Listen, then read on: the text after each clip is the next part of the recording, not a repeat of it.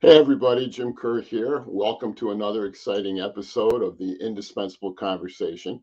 Today, my guest is none other than Dino Carella. You probably know Dino. He's a coach, he's a mentor, he's the author of this very fine book called The Way of the Wind.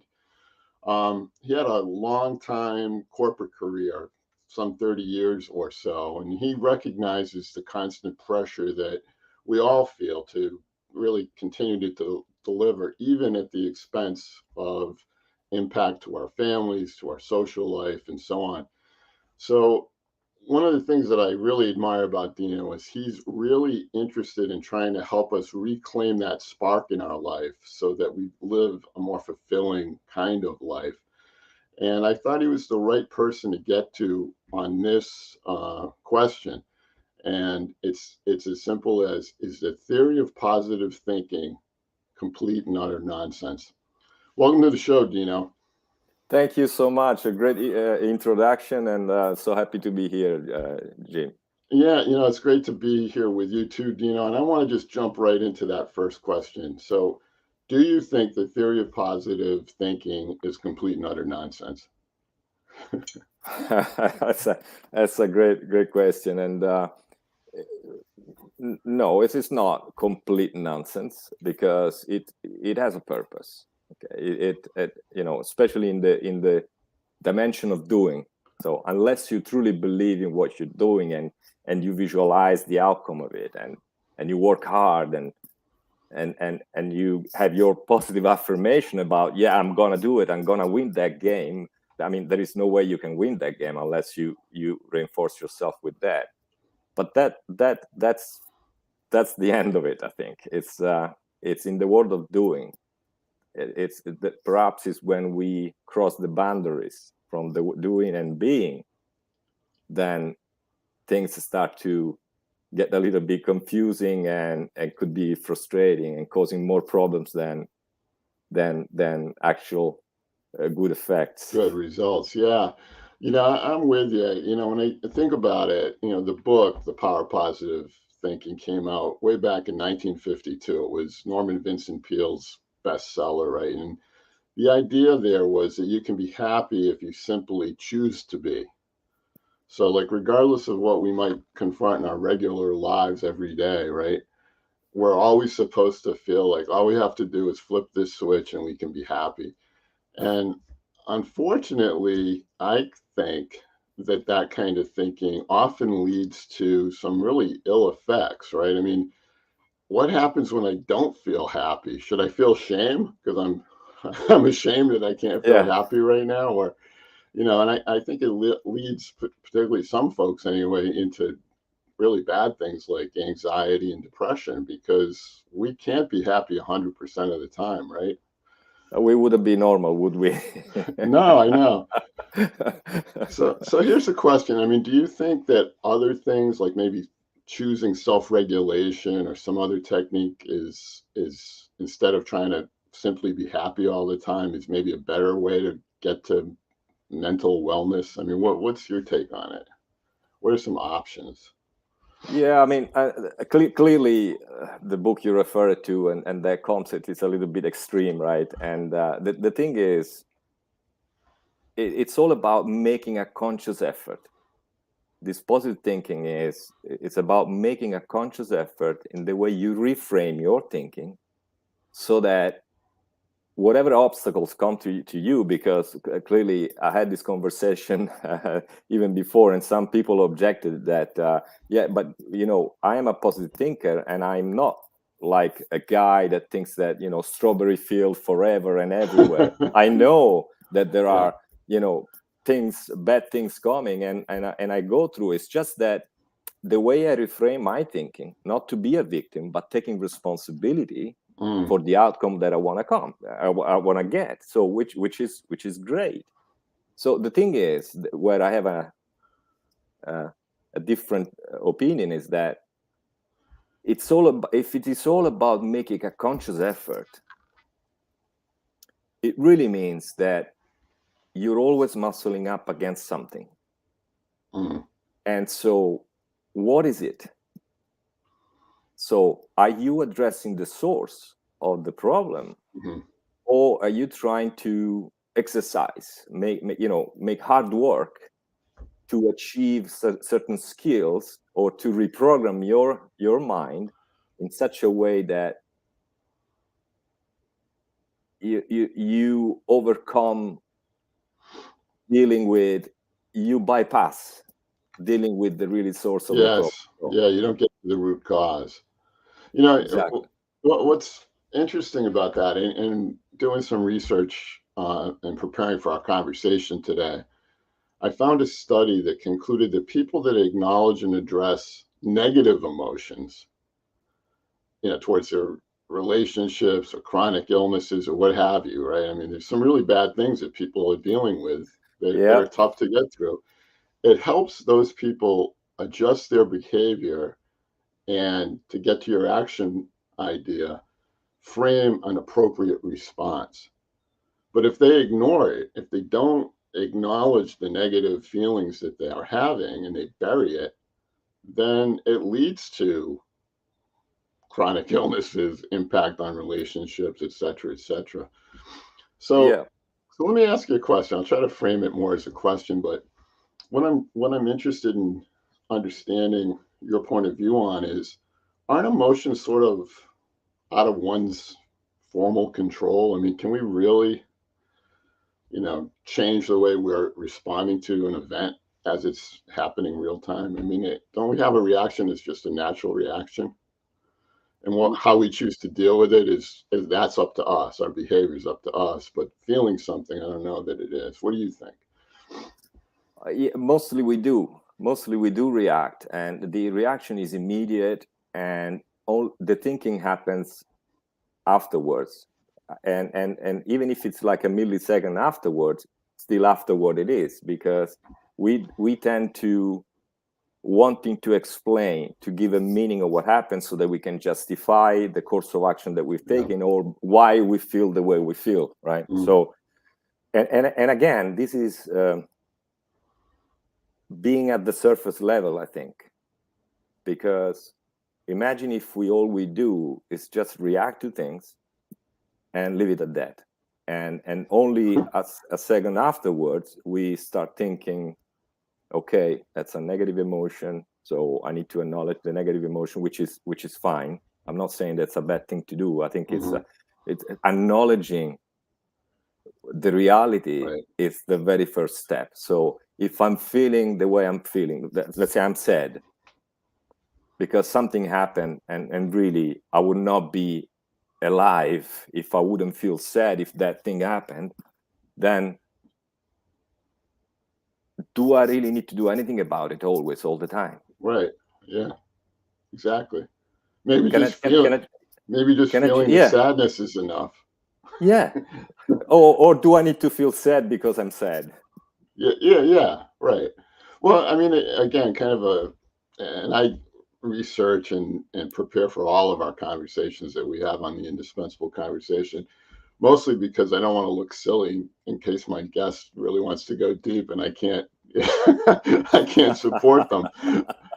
So, in support of my guests, I always study beforehand. One of the things that I found, and again, another interesting sort of study that was done, is that people who think emotions are easily influenced and changeable, right? So, if they really believe they can control their emotions, they're more likely to blame themselves for negative emotions that they feel. Absolutely. And to me, that's just the beginning of going into this cycle that's really not going to be good for us if we really start to blame ourselves for feeling the way we do.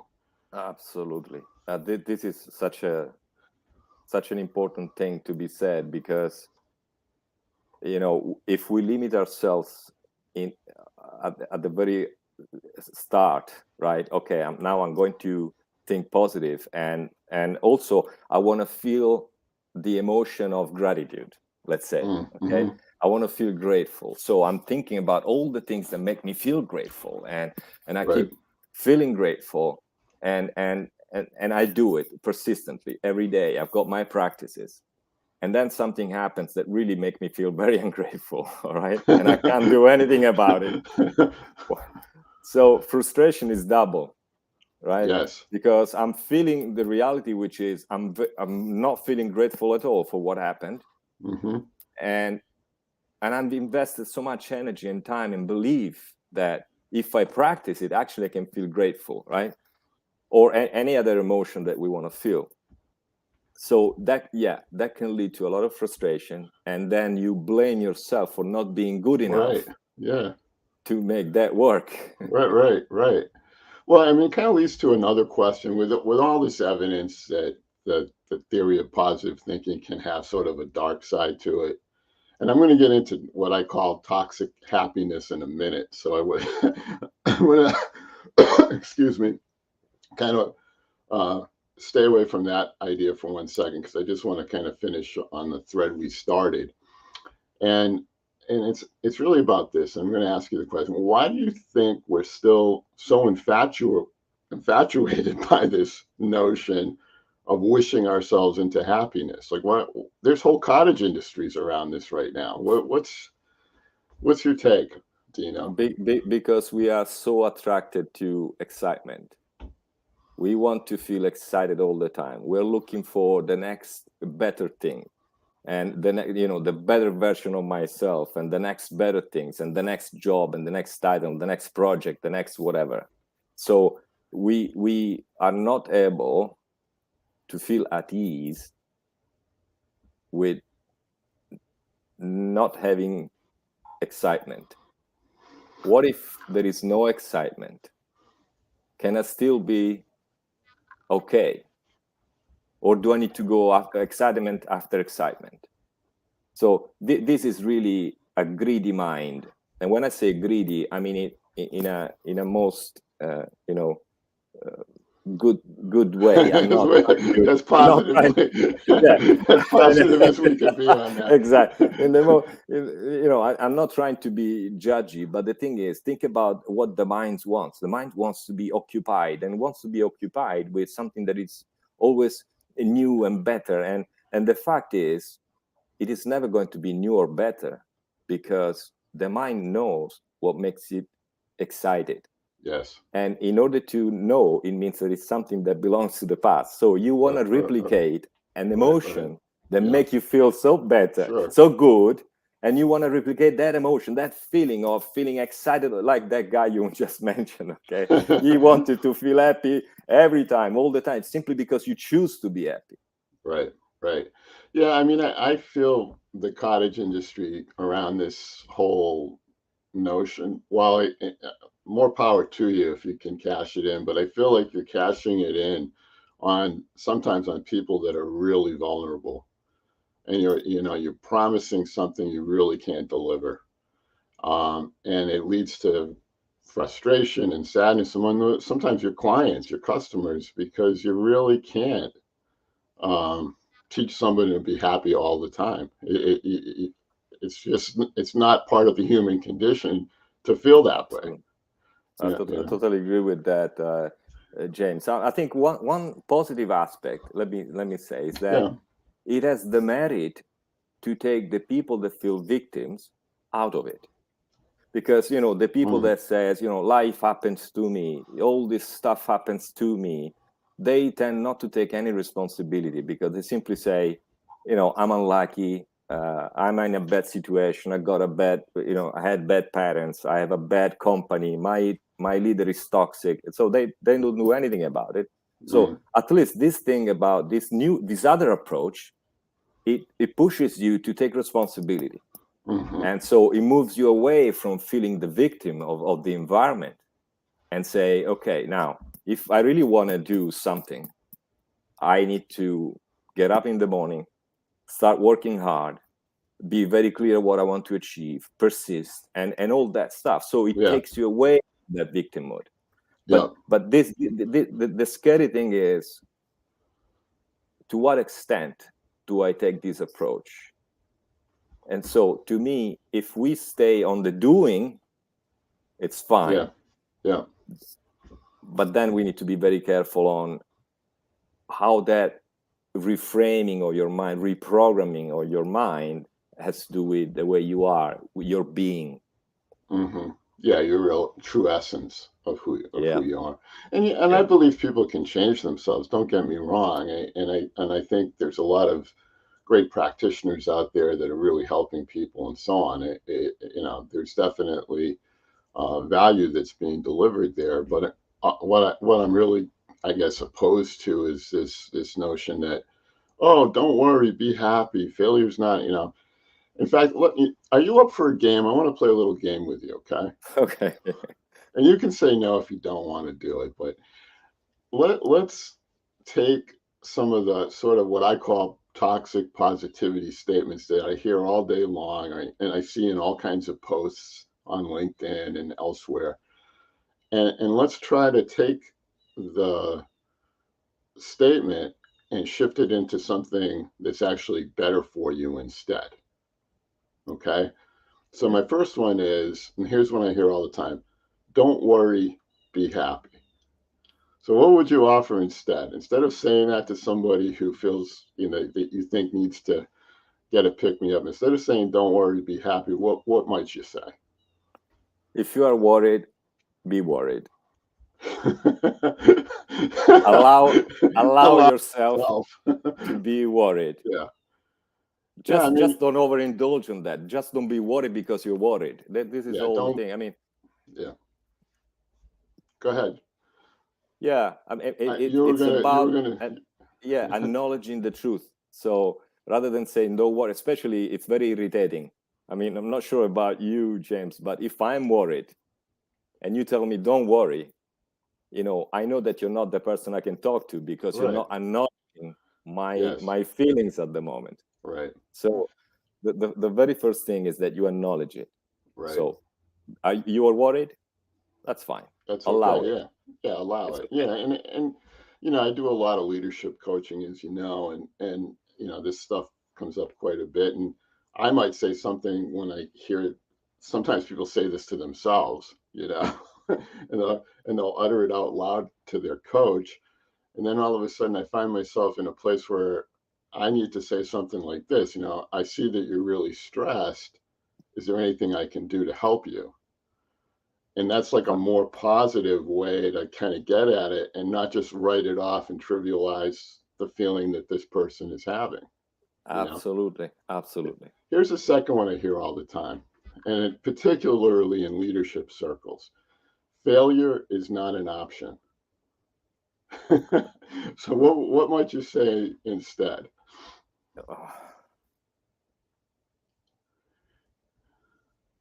My God, you touch on something that I never allowed myself to fail back in the times where I wanted to have a career, so I couldn't allow myself to Right. fail, and Yeah. and I had all project done, even when they thought they were impossible. So I kind of was Hmm. so my pride was going all over, Right. and I was given a bad rating. Mm. Not bad, but not as good as I Not thought what by you my wanted. boss. Yeah. My boss, and I said, Yeah. what do you mean? I mean, I've achieved the impossible, and everybody's telling me that I'm great, I'm the best. And she said to me, you're not allowing your to see yourself behind what you do. Mm. So sometimes you just need to allow failure. Yeah. So Yeah. when how would you reframe failure is not an option? I would say, if you failed, what can you do next? Yeah. Yeah. I mean, one of the things that I use again, on the coaching side, I do consulting primarily, and kind of coaching as an augmentation to that. Um, when I'm confronted with someone that I'm coaching and they start to talk about failure is not an option, I try to help them understand that failure is part of growth and success. So framing it that way, again, it acknowledges the idea that you can fail. There's failure involved in whatever we do. We got to be able to confront that and be comfortable with it, right? Learn from it. And then if we want to continue to pursue the path we're on, we can. And if we want to divert to another path, that's okay too. But it's all part of growth, and ultimately, it's a necessary part to achieving success. Let's do one more. And here's one. If I had a nickel for every time I heard this from somebody who was counseling me and coaching me, right? Everything will work out in the end. What's a better way to frame that idea? Actually, what is your way of saying it? What would you say? Yeah, I mean, for me, again, and it comes up a lot in the coaching. People will say, I know everything will work out in the end. And I'm kind of saying, well, wait a second. What you're working on is really hard to do. And I'm thinking of you. I'm here for you. Can I support you, help you? Is there something I can do that might lessen the burden here? But just simply going and sort of offhand, everything will work out in the end and walking away, that's not helpful. Clearly not. Clearly not. Yeah, it's I can see where that's coming from, because people wants to be reassuring, right? And they want to say, oh, don't worry, just do whatever you can, because at the end everything will work out. But yeah, I mean, if you're in business and you're actually working hard every day to make something happen, you need support rather than just open-ended phrase like that. I mean, I feel like being successful is really hard. You got to work at it, and not everybody wants to in business. They don't necessarily, they're pursuing a paycheck, or they want to live comfortably, but they're not gonna go overboard. And there's all this stuff around quiet quitting and quiet firing and all stuff that I kind of, in other written and and videos and stuff, I'm really kind of against that way of thinking. I think it's promoting the wrong stuff, but maybe that's just me. But I really think it's hard, and work is hard, and you can't discount what it takes sometimes. That effort is absolutely required to get from point A to point B. And to think that it's all easy and all we have to do is, Oprah and The Secret, all we have to do is imagine it and it's going to happen. All good things, no, you've got to take action. You actually have to do something. Yeah, well, and again, right, this is where boundaries become very gray and blurry, and so people confuses the fact that when you work and you are in the doing, you've got to work hard. You have to work hard. You have to work hard every day, and that can mean also that you're going through a period of crisis, a period of where you feel very bad, you feel sad, you feel tired, with low energy, but yet you need to go and work even harder, because that's the doing.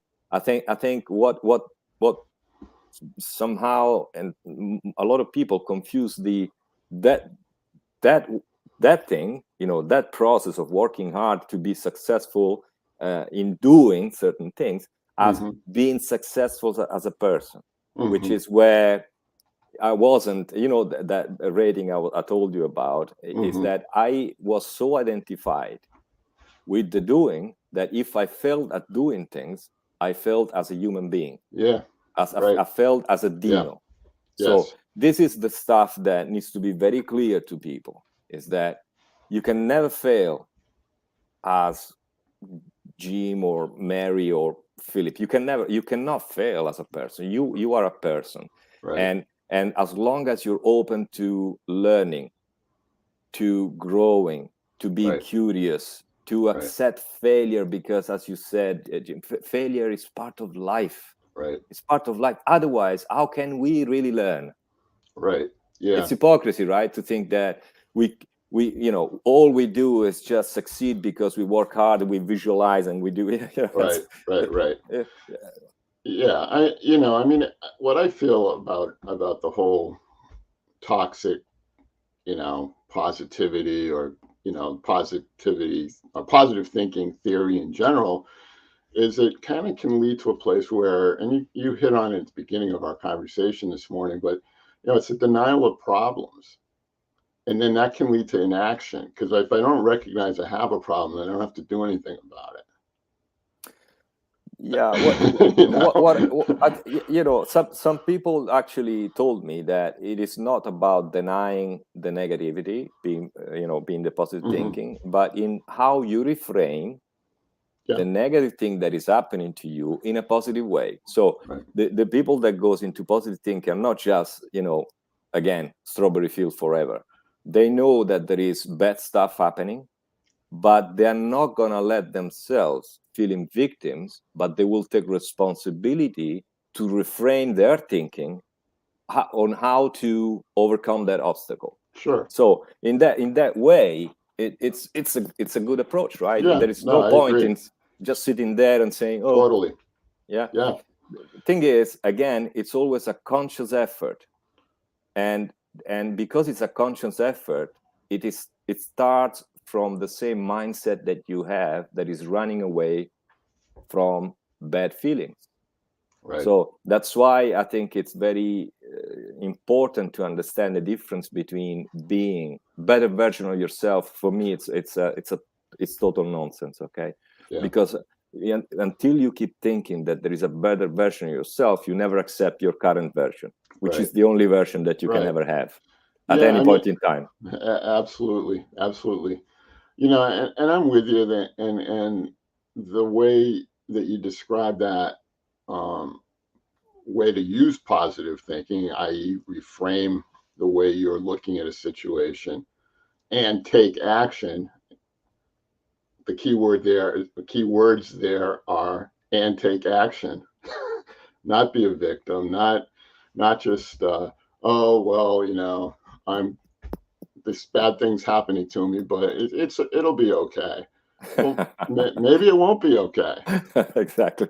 but maybe it can be okay if you process what's happened and determine there's a path that you can take and action you can take to make it better, Yeah, so you feel better and you get a better result and maybe yeah, make a contribution to society or whatever. If you It's the action part that I'm concerned about. I just feel like a lot of times people use this stuff as an excuse for not actually yeah. changing their situation. Yes, yes. And I would actually add that this is not even the end of it, because there is another part for me that is even more expansive in consciousness, which is, what if, rather than thinking positively on the bad things that happen to me, I stop thinking positive and I stop thinking negative, and I see really where all this negative and thinking positive are coming from. Because if I can see where all these are coming from, it's our all interpretation of my, let's call it ego, right? It's the self-image, okay? What I interpret to be a good thing and what I interpret to be a bad thing. Right. So all this interpreting machine, can I go behind that? Because otherwise, there is no solution apart from playing this power game, either feeling powerless or feeling Mm, powerful. And hmm. both are the extreme ends of the same stick called power. And we don't have power all the time. And actually, we don't. Yeah. On the realm of being, again, this is it's so important to me, because in the doing, it's all stand true. You need to take action. You need to be, Hmm. reframing positively the obstacles, but let's not confuse that my ability to think and reframe with who am I really deep down inside. Right. I'm not. I'm much more than that. Right. Hey, my reaction to that, it's sort of a Carl Jung thing that I recall, and he once wrote that I'd rather be whole than good, and I really, it resonated with me. I still remember that because it is about being a whole person and accepting who you are and being able to handle all the stuff that comes your way, and Yeah, take in the stimulus, recognize it, don't deny it, recognize it, and then determine if there's something you need to be doing to make yeah, it better for yourself, yeah, or to continue to leverage. If it's a good thing, how do I get more of this good thing? But it's the action part that I think is the part we can control. Yeah. So hey, look, I could talk to you the rest of the day, and I really wish I could, but our time's up. I want to thank you for coming on the show. Thank you, Jim. It was really great. I really enjoyed our conversation. Yeah, and I'm going to invite you and all our guests that are in attendance today to continue to make comments on LinkedIn, and we'll respond when we get the chance today, right? And Absolutely. we'll keep the conversation alive that way. Okay. Absolutely. Yes. All right. Yes. Thank you, my friend. It was really good. Thank you so much. Thank you so much. Cheers. Cheers.